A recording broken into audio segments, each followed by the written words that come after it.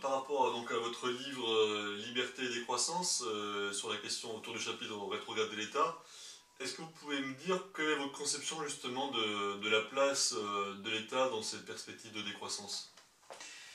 Voilà, donc il faut bien voir que je remets en question l'État dans le cadre d'une situation de décroissance économique qui va s'imposer à la population. On n'est pas dans le cadre d'une réflexion sur l'État idéal, une modification des rapports entre l'individu et la collectivité qui serait à mettre en place dans l'état actuel de la situation économique. Ceci est important à préciser parce que les paramètres qui vont s'imposer à tous dans le cadre d'une situation de décroissance mettent en cause justement les relations entre l'individu et la collectivité. Cet état, donc, sa principale caractéristique dans une situation de décroissance, c'est qu'il va falloir le remettre en cause.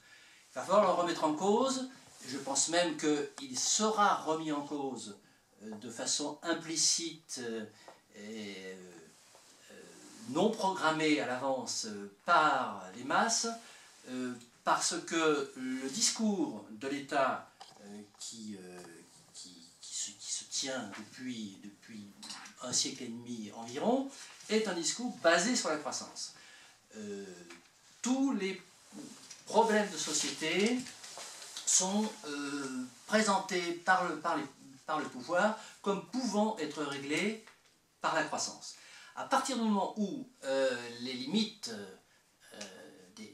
posées par les ressources naturelles s'imposeront à nous et que la décroissance géologique, si on peut dire, s'imposera, il paraît logique de penser que les masses vont se poser des questions quant à la crédibilité du discours de l'État qui, jusqu'à présent, avait axé l'essentiel de sa propagande sur la croissance. Donc c'est dans ce cadre-là. Sur la question justement de rétrograde de l'État, il y a plusieurs façons. Moi, telle que je la comprends dans ce que vous expliquez, c'est l'idée que comme les ressources non renouvelables vont diminuer, du coup l'économie va diminuer, va décroître, involontairement même, et du coup les recettes de l'État vont décroître. Mais ça c'est un élément objectif, d'ailleurs c'est comme ça qu'on explique aussi aujourd'hui que depuis... Enfin, une explication du manque de croissance, c'est aussi depuis la crise pétrolière et aussi le fait que le pétrole augmente. Mais quand même, ça c'est un élément. Mais la baisse du budget de l'État actuellement, et peut-être même d'ailleurs dans le futur, la cause numéro un, c'est même pas celle-là, c'est le fait que c'est la vision libérale de l'État qui fait que globalement, on diminue les impôts, on diminue les différentes taxes et autres, qui fait qu'à la fin, l'État n'a plus les moyens. Aujourd'hui, c'est plutôt, disons, une crise liée au libéralisme, pas une crise liée à la décroissance. Alors, les chiffres, me semble-t-il, viennent un peu contredire ce que vous me dites, puisque la part de l'État dans le PIB a augmenté, est passée depuis 1946 à, je pense, 25%, à aujourd'hui pratiquement 50%. Donc, toutes ces dernières années ont vu l'État prélever de façon obligatoire sur le revenu des citoyens une part de plus en plus importante. Donc on ne peut pas dire, de ce point de vue-là, en tout cas du point de vue du financement de l'État, qu'il y a une prise en compte de plus en plus importante de la vision libérale. Du point de vue strictement des chiffres. Hein. Maintenant, si on revient à ce que je disais tout à l'heure par rapport à la décroissance, le deuxième paramètre qui viendra s'ajouter, à mon avis, à la décrédibilisation du discours de l'État parce que la croissance est plus possible, le deuxième paramètre qui viendra s'ajouter, c'est la difficulté qu'aura l'État par le fait, comme vous venez de le dire, de la diminution de ses recettes à assurer les grandes prises en charge. L'État, donc, depuis son fonctionnement modernisé et consubstantiel à l'établissement de la civilisation industrielle, base donc, comme on l'a dit, sa propagande sur la croissance, mais aussi sur la prise en charge. L'État est valide également aux yeux du grand public parce qu'il assure la prise en charge. Il assure la prise en charge des retraites, de la santé, du chômage et l'aide sociale. Donc les 4 grands piliers que certains appellent l'assistanat vont se trouver amputés progressivement de leur budget par la diminution des recettes de l'État. Toutes choses restant égales par ailleurs, c'est-à-dire sans imaginer qu'il y ait une modification du système politique. Ce système politique restant tel qu'il est, va subir, du fait donc, de la diminution de l'activité industrielle, une réduction de ses budgets. Donc les populations vont se trouver face à 2 problèmes. L'État n'est plus crédible parce qu'il disait « je vais tout régler par la croissance » et il n'y a plus de croissance. Et l'État se trouve pris en défaut parce qu'il n'arrive plus à payer les prises en charge sociales. Aujourd'hui, il y a déjà une forme de décroissance forcée, c'est la récession. Et les différentes causes, c'est l'approche libérale, et notamment, je parlais avec la question de la dette, c'est le fait que l'État doit rembourser la dette. Or, cette dette, elle est infinie, puisque, vu les taux d'intérêt, et que dans la mesure où l'État ne peut plus emprunter aux banques publiques, c'est à mon avis la cause numéro 1. Du coup, il doit rembourser. La cause numéro 1 de la crise aujourd'hui, dans la mesure où ça oblige l'État à rembourser au marché privé plutôt que de rembourser à une banque publique. Ça, c'est la cause numéro 1 aujourd'hui. Et pour le futur, on verra bien quelle va être la suite, mais à mon avis, si on voulait, dans une perspective de décroissance, trouver des solutions, la solution, c'est par rapport à cette question de la dette, c'est déjà de faire en sorte qu'il y ait une grande partie du budget de la dette qui soit plus à rembourser des intérêts des marchés financiers. C'est quand même la deuxième, en France en tout cas, c'est le 2e budget de l'État après l'éducation nationale. Alors si on aurait pu depuis longtemps le rembourser si ce système-là n'existait pas.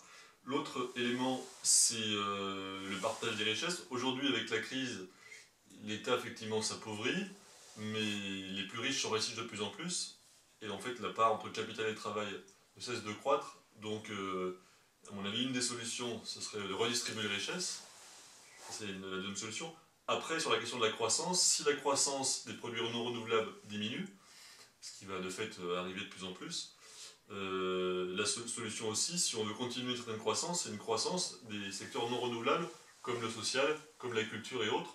Et du coup, si on cumule tous ces différents éléments-là, la question de la dette, la question de la redistribution des richesses et une croissance des secteurs disons, qui n'ont pas un impact climatique et écologique, et bien là, à mon avis, on peut continuer à avoir un État en bonne santé, un État, disons, le même État qu'aujourd'hui, pour assurer des services sociaux et écologiques corrects.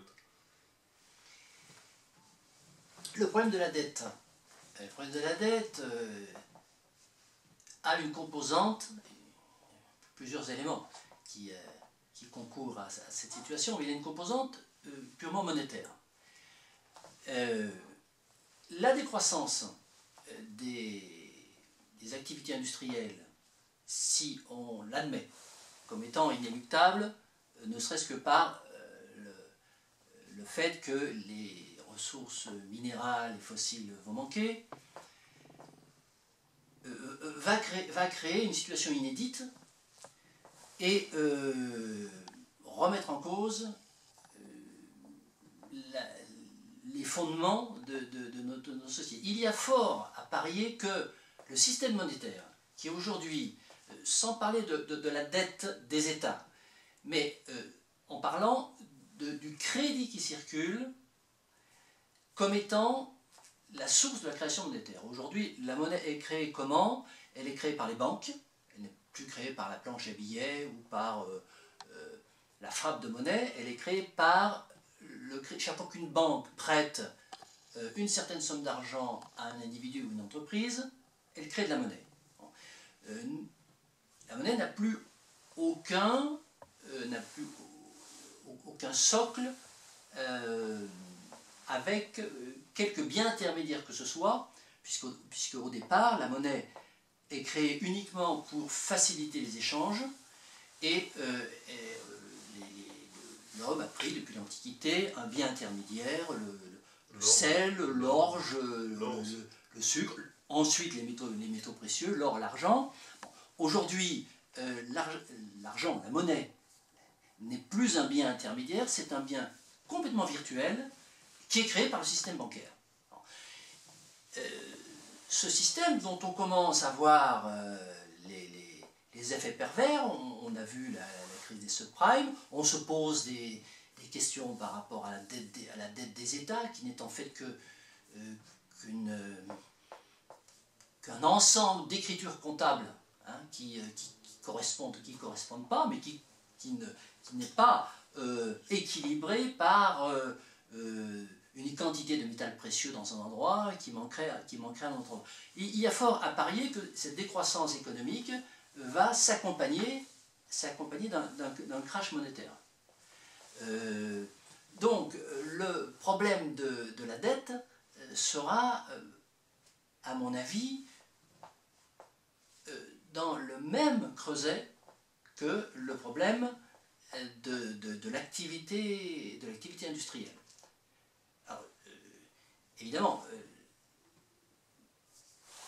la question que vous m'avez posée, en fait, n'est pas relative à une situation de décroissance installée, mais est relative à qu'est-ce qu'on peut faire aujourd'hui par rapport à cette dette. Est-ce que l'État peut continuer à fonctionner? Est-ce qu'on peut... Bon, mais c'est pas dans cette optique-là que je me place. On peut prolonger la question sur la monnaie, puisque la question que je voulais vous poser, c'était, vous disiez que justement la monnaie permet, enfin, le fait de modifier le mécanisme de création monétaire, ce serait une façon pour vous de rompre avec le capitalisme et du coup de permettre à une société, disons, de décroissance anticapitaliste de se développer. Est-ce que j'ai bien compris? Ah, tout à fait.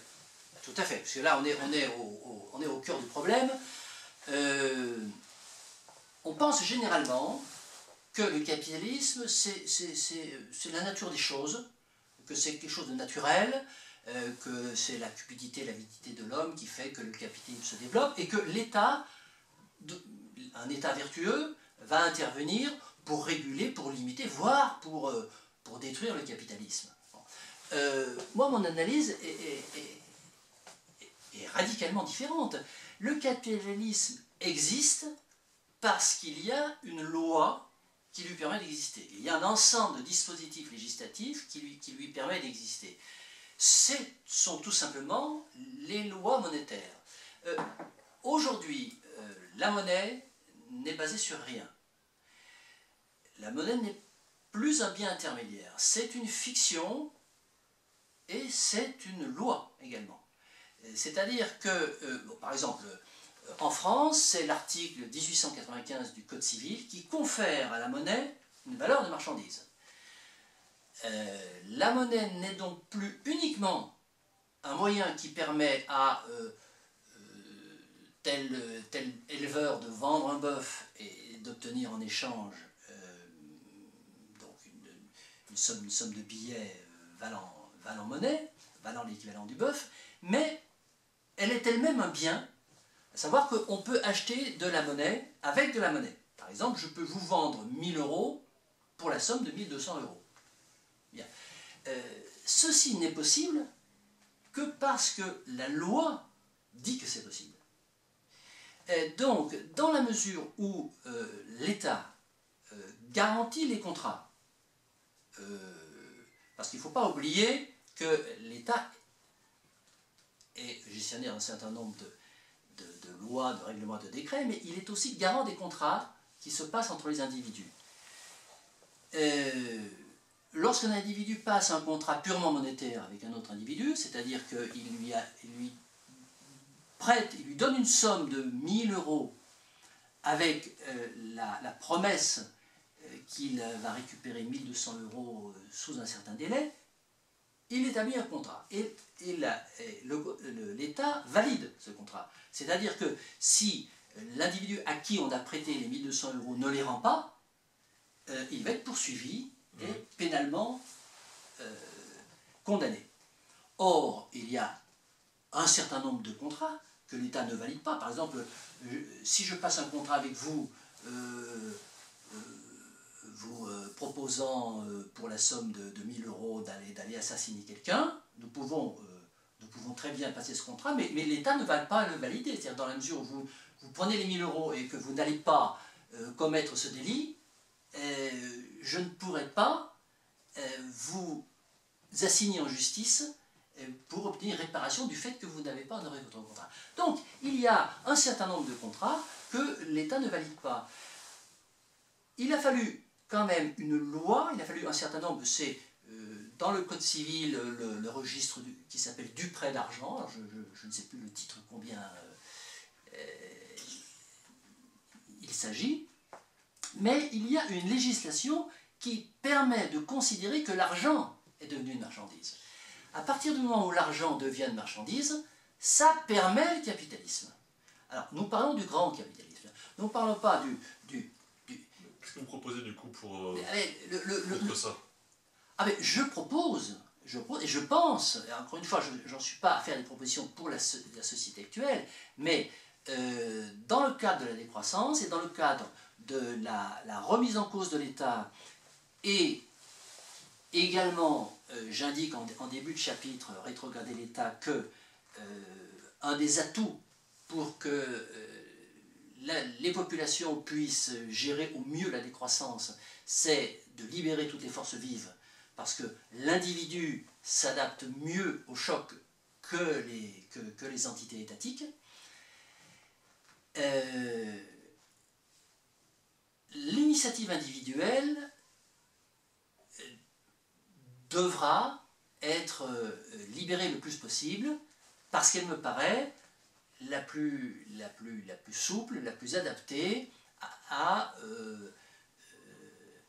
prendre en compte les bouleversements de la décroissance. Alors, initiative individuelle, le capitalisme c'est une dérive, on a parlé beaucoup de dérives tout à l'heure, je pense que le capitalisme c'est une dérive de la petite entreprise. Par rapport à la question justement de la création monétaire, vous estimez, donc si j'ai bien saisi, qu'un des problèmes du capitalisme, justement, c'est la création monétaire, disons, débridée et dérégulée. Je suis d'accord avec vous. Pour moi, c'est pas un problème central. Bon, je veux dire, pourquoi maintenant? Après, j'expliquerai pourquoi, quelle est la solution. Pour moi, le capitalisme, qu'est-ce qui fonde le capitalisme? À mon avis, c'est moins la monnaie que la propriété privée des moyens de production, donc c'est l'analyse marxiste. Et que la solution pour dépasser le capitalisme, c'est justement de passer à une propriété collective des moyens de production, c'est-à-dire remplacer les entreprises, les grandes multinationales privées qui dirigent le monde, par des coopératives et des entreprises publiques. Donc, donc, la monnaie, évidemment, c'est un atout des entreprises capitalistes, mais ce n'est pas l'élément central, même si c'est un élément accélérateur. Alors la solution, à mon avis, par rapport à la monnaie, c'est aujourd'hui, effectivement, il y a une privatisation de la création monétaire, et le fait aussi que les États du coup, ne peuvent plus emprunter. Et en plus, c'est un deuxième problème, c'est qu'en plus, les États ne peuvent pas emprunter aux banques publiques, mais elles doivent emprunter aux banques privées, aux marchés financiers. Donc je pense que la solution, c'est justement de revenir à cet état, à l'étape antérieure, c'est que les États puissent emprunter aux banques publiques pour éviter justement de s'appauvrir à l'infini. Évidemment, que ce soit intégré, parce que sinon, elles font marcher la planche à billets à l'infini.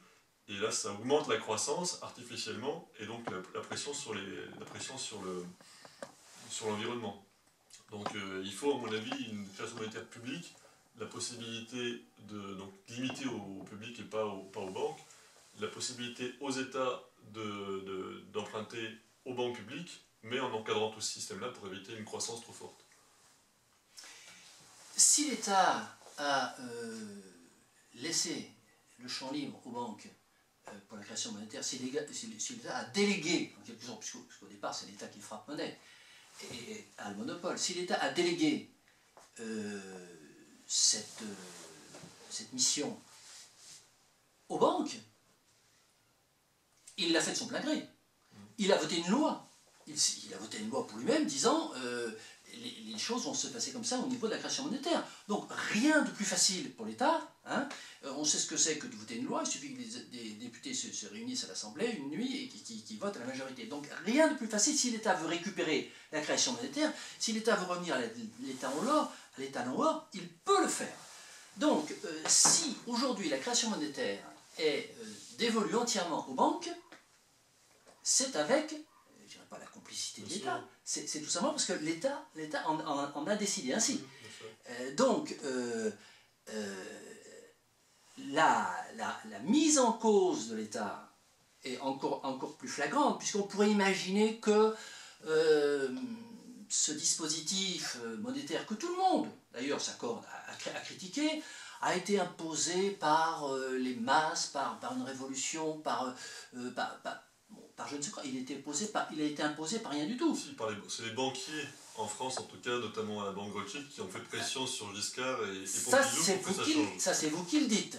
C'est-à-dire que, non mais, il y a, alors, le lobby, mais on en revient à ce que nous disions tout à l'heure.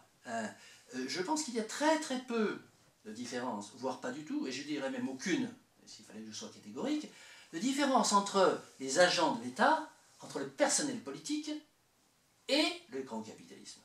Alors, le grand capitalisme, d'abord la grande finance, mais la grande finance et les grandes entreprises, bien entendu, sont liées, puisque les grandes entreprises fonctionnent. La pompe qui innerve leur réseau veineux, c'est le système financier, et ces gens-là sont dans les gouvernements. Par lobby interposé, mais voire des fois tout simplement par personnes identiques. Ce sont des gens du même monde, ce sont des gens qui ont fait les mêmes écoles, ce sont des gens qui vont dans les mêmes restaurants, qui fréquentent les mêmes endroits, qui vont en vacances aux mêmes endroits, hein, qui ont le même mode de pensée, et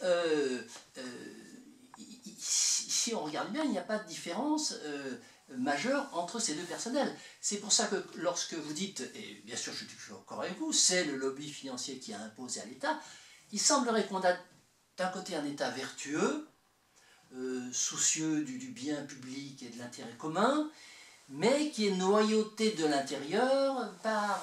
bon, je pense que c'est encore plus transparent que ça. Ce sont tout simplement ces gens-là qui sont au pouvoir. Disons que la question que ça pose, c'est si on est... Enfin, moi, je suis d'accord avec votre analyse en expliquant en gros que c'est les élites économiques privées et les élites économiques des pouvoirs publics qui sont main dans la main. Simplement, il y a quand même un ascendant, là c'est toujours une lecture marxiste des choses, un ascendant des acteurs économiques privés sur les pouvoirs publics. C'est l'idée que les infrastructures dominent les superstructures, comme l'État, le droit, etc. Mais après, si on veut changer le système, si on imagine un autre système, soit on considère que le système c'est la fin de l'histoire, bon ben voilà, c'est réglé. Si on imagine un autre système, on peut justement imaginer un système où on remplacerait, ce que je disais tout à l'heure, en fait, les coopératives, enfin le marché, les petites entreprises par des coopératives, et donc ce serait plus la propriété privée des moyens de production, mais une propriété collective, privée, encore privée malgré tout, et puis pour les multinationales, on les remplace par des entreprises publiques. Alors ça, c'est un système où il y a justement un basculement pour diminuer le pouvoir des entreprises privées. Et à ce moment-là, il y aurait, du coup, à ce moment-là, on n'aurait plus cette pression des élites économiques privées, mais il y aurait encore le problème des élites économiques publiques. Donc après, l'autre enjeu, c'est la question de la démocratie. Comment mettre en œuvre la démocratie au niveau des pouvoirs publics? Alors, les différentes idées, alors après c'est un autre débat, mais peut-être que vous avez des solutions par rapport à ça. Comment mettre en œuvre justement une démocratie alternative? Est-ce que, moi mon opinion, mais bon, où j'en parlerai tout à l'heure éventuellement, comment faire en sorte que réellement il y ait une nouvelle démocratie qui se mette en œuvre si on arrive à dépasser le capitalisme? L'idée de réformer l'État pour le rendre meilleur, bon, c'est une voie qu'un certain nombre un nombre important de gens suivent. Bon. Pourquoi ne pas imaginer que, puisqu'on a fait le constat, de la corruption interne de l'État au sens des rapports de force, pourquoi ne pas imaginer qu'une piste c'est aussi la rétrogradation de l'État. La rétrogradation a beaucoup moins de prérogatives. Aujourd'hui, l'État intervient dans tous les domaines. Bon, notamment dans le domaine de l'économie, puisqu'on parle beaucoup d'économie, l'État est un acteur majeur dans le domaine de l'économie. Et là, on a fait le constat et on semble un petit peu d'accord sur le fait de dire que le grand capitalisme, il est dans les gouvernements. Alors, votre idée et celle de beaucoup d'autres, bien entendu, c'est pour enlever ces lobbies de leur influence sur le gouvernement, il faut que l'économie soit différente, que les capitalistes n'existent plus, qu'il y ait des coopératives, etc. Bon. Alors, on a déjà un petit peu connu ça entre 1914 et 1990 dans l'Est de l'Europe. Un régime s'est installé qui avait cette idée-là. Bon. On a vu ce que ça a donné. Bon, ça n'est pas une preuve définitive, puisque déjà à partir des années 30, Trotsky notamment avait indiqué la mauvaise tangente, la mauvaise voie que suivait la direction stalinienne, et notamment l'abandon des idéaux marxistes, il faut bien le dire.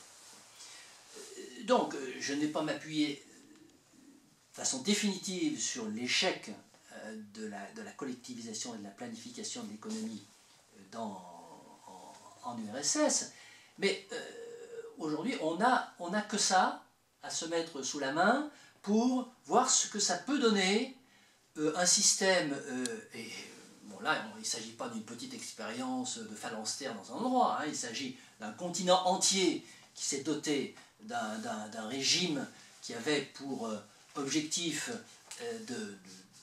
d'éradiquer le capitalisme et de modifier complètement les rapports entre l'individu et la collectivité. Le résultat d'aujourd'hui, c'est que ces gens sont revenus dans le giron du libéralisme. Donc là, on a un échec. Alors, pourquoi ne pas imaginer, juste je termine, qu'il y aurait une piste qui n'a pas été, enfin, qui n'est pas beaucoup traitée dans les tendances diverses, c'est de rétrograder l'État. Donc, vous m'expliquez que l'idée, c'est de rétrograder l'État, mais ça dépend du contexte. Aujourd'hui, si on rétrograde l'État, dans un système où justement la puissance dominante sont les puissances des capitalistes, des multinationales capitalistes, ça va donner, de fait, probablement donner encore plus de pouvoir aux capitalistes. Alors après, c'est pas la question forcément. Aujourd'hui, les libéraux veulent justement un État petit, rétrograder l'État, c'est justement ce qu'ils veulent, mais ils veulent un État puissant. Donc il est petit, ça veut dire qu'en gros, il y a peu de services sociaux, mais puissant pour donner des lois. Et à mon avis, la solution pour le futur, c'est effectivement de diminuer l'État coercitif ou un État un peu tentaculaire, parce que ça devient trop centralisé et peu adapté. Et les approches, disons, fédéralistes, où on décentralise l'État, à mon avis, sont une des pistes à trouver, où l'État peut déléguer, etc., certaines de ses missions, mais une part en tout cas importante doit rester pour un État redistributif qui permette d'assurer des services sociaux, des services écologiques, des règles sociales, des règles environnementales et sociales. Voilà, c'est à mon avis ça la piste. Donc le danger de rétrograder l'État dans un système capitaliste, c'est en fait de libérer encore plus les multinationales et leur puissance. Bien entendu, rétrograder l'État dans un système capitaliste, c'est pas possible et pas souhaitable. Pas souhaitable parce qu'effectivement, rétrograder l'État, ça veut dire que le grand capital va quand même s'assurer que la législation qui lui permet de fonctionner continuera à être valide. Et donc, je partage pratiquement entièrement votre analyse. Moi, je me situe dans le cadre d'une situation de décroissance économique obligatoire, inéluctable par les effets de la déplétion fossile. Dans ce cadre-là, la rétrogradation de l'État devient possible et devient un outil pour libérer l'initiative individuelle sans qu'elle soit bridée par le grand capitalisme. Parce qu'il ne faut pas oublier, et donc ça me permet de compléter notre échange de tout à l'heure, il ne faut pas oublier que le petit libéralisme, le libéralisme du petit entrepreneur est étouffé par les grosses boîtes, le grand capitalisme. D'ailleurs, je crois savoir que dans les projets éco-socialistes, on n'imagine pas de collectiviser toutes les activités et que vous pensez qu'un secteur privé, un secteur individuel, donc d'initiative personnelle, est indispensable à l'équilibre du marché.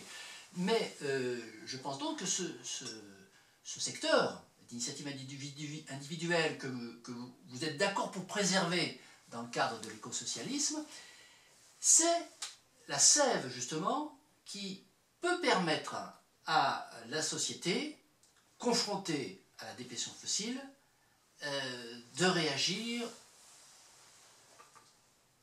de la façon plus adaptée. Donc en fait ça n'est pas incompatible.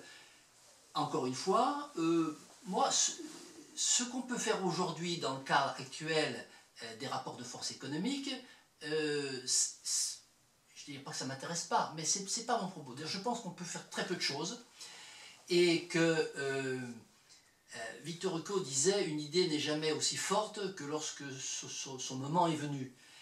Et c'est lorsqu'il va y avoir ce bouleversement, parce qu'il interviendra forcément dans un délai à préciser, mais assez prochainement, le bouleversement de la décroissance, qu'une modification aussi radicale pourra intervenir. Par rapport à ça, puis pour faire aussi des transitions, globalement, pour régler les problèmes justement liés à la décroissance, on a deux approches. Par rapport au problème d'écologie, disons que certains proposent justement la voie de l'écosocialisme. Après, il y a plusieurs écoles de socialisme, il y a plusieurs décroissances et plusieurs voies d'écologie.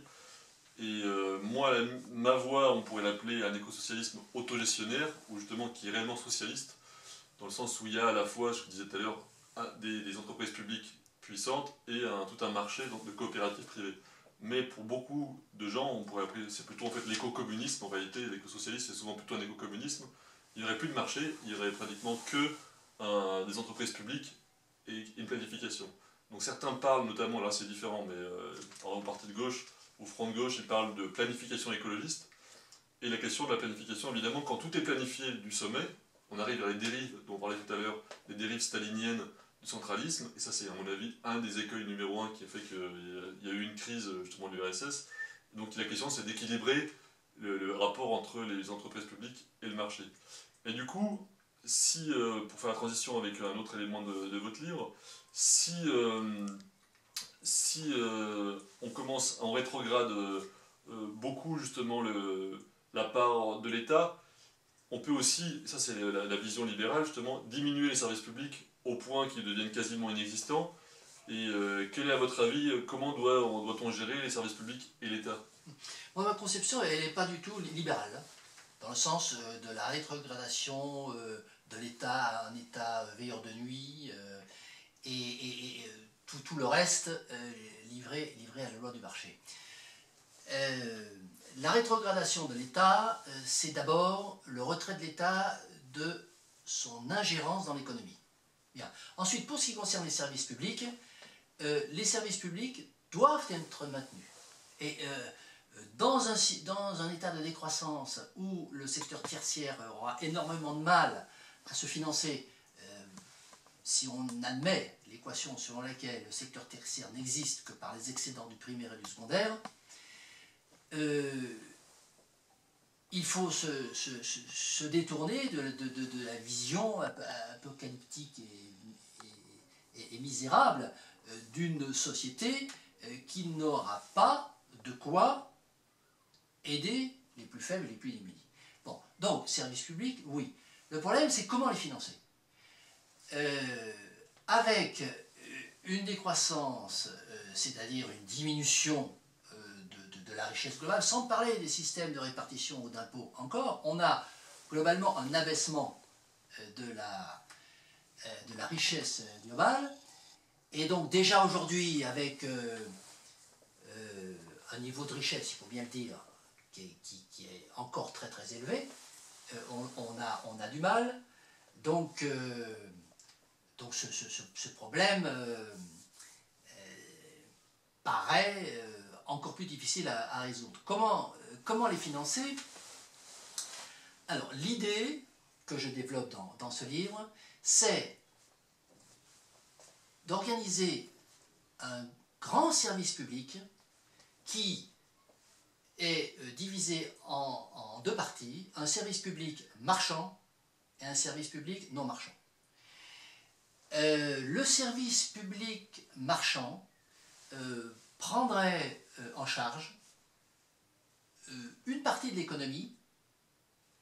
Ça n'est pas une immixtion de l'État dans ce que font les autres. Il s'agit de confier à l'État la gestion d'un certain nombre de secteurs, et notamment des grands secteurs industriels, sidérurgie, transport ferroviaire, transport aérien. Alors aujourd'hui, l'État dirige en tout et pour tout, enfin gère en tout et pour tout deux entreprises, la SNCF et la Poste. Pour le reste, il s'est désengagé au niveau de la gestion directe de toutes les entreprises qu'il gérait par le passé. Aujourd'hui, il intervient en tant que porteur de part majoritaire dans environ 1200 entreprises qui sont répertoriées dans le RECM, le répertoire des entreprises contrôlées majoritairement par l'État. Donc, on a aujourd'hui un paysage économique étatique qui est composé d'une part de deux entreprises, la Poste et la SNCF, qui sont gérées par l'État, et d'un millier environ de grandes entreprises réparties dans les secteurs les plus importants et les plus stratégiques, où l'État est majoritairement porteur de part, mais où il ne dirige pas directement.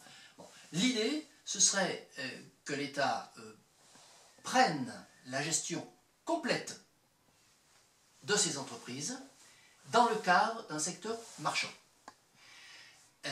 Et avec les bénéfices qu'il retirerait de la vente de ces produits, il payerait bien entendu ses frais de fonctionnement et les salaires des dirigeants, mais il affecterait donc le reliquat au financement des services publics gratuits qui seraient la santé, les transports urbains et les fonctions régaliennes traditionnelles, justice, police. Donc, un fonctionnement de l'État, d'une part, où on lui demande de se responsabiliser enfin, c'est-à-dire au lieu de donner des conseils, il va gérer lui-même. Il va vendre ses produits aux consommateurs avec la vente, il est donc en situation de chef d'entreprise, avec les marges. Toute entreprise fait des marges. Aujourd'hui, ces marges, les grandes entreprises capitalistes partent en dividendes ou en fonds de pension, etc. Ces marges iraient financer les services publics qui aujourd'hui sont organisés de façon très très compliquée, la sécurité sociale avec des remboursements, des délégations, d'associations, etc. Donc on aurait une étatisation de la santé, on aurait une étatisation des transports collectifs. Donc l'école aussi? Bien entendu, l'enseignement. Donc on sortirait de la logique de la fiscalisation, on sortirait de la logique de l'impôt qui est combattue par les libéraux comme étant une spoliation coercitive sur le travail individuel. L'État tirerait ses revenus non pas d'une spoliation, issu d'une législation qu'il a lui-même instituée, et il tirerait ses revenus d'un travail, parce qu'aujourd'hui l'État perçoit de l'argent, mais il ne travaille pas. Il ne travaille pas. Il est le seul agent économique à percevoir un revenu sans travailler.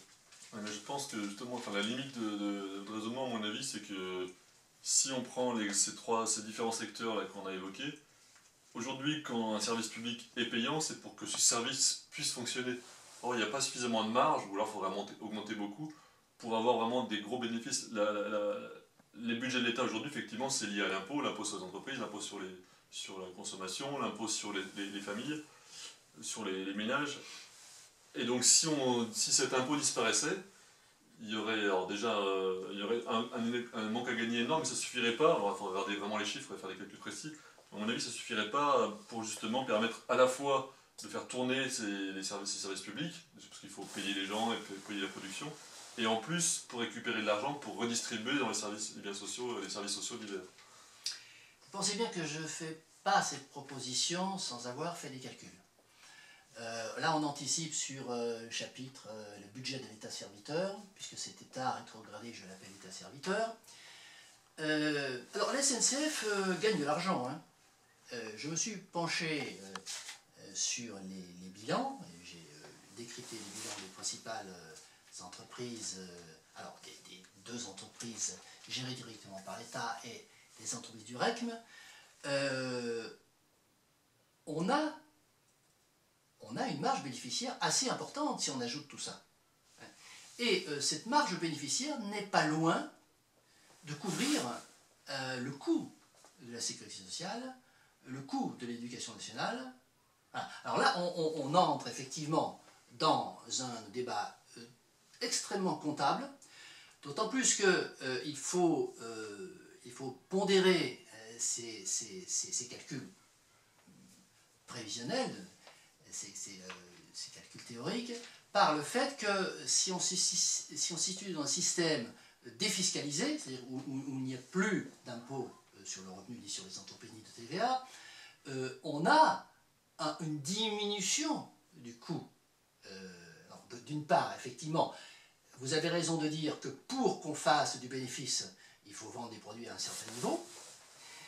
Mais d'un autre côté, s'il n'y a pas d'impôt sur le revenu, plus de charges sociales, etc., on a vu tout à l'heure que les prélèvements obligatoires, c'était 50% du PIB. Donc, vous voyez un petit peu l'éventail que ça ouvre en termes de diminution du coût du produit fini. Bon, là, on entre dans un débat qui est extrêmement technique. Des tableaux ont été réalisés avec des simulations. On n'est pas très loin de pouvoir dégager une marge bénéficiaire qui correspond au budget qui est affecté aux principaux services publics dont nous avons parlé. Mais il y a effectivement l'aspect des chiffres qui est intéressant, mais c'est l'idée elle-même me paraît intéressante à creuser parce qu'elle est assez peu souvent évoquée.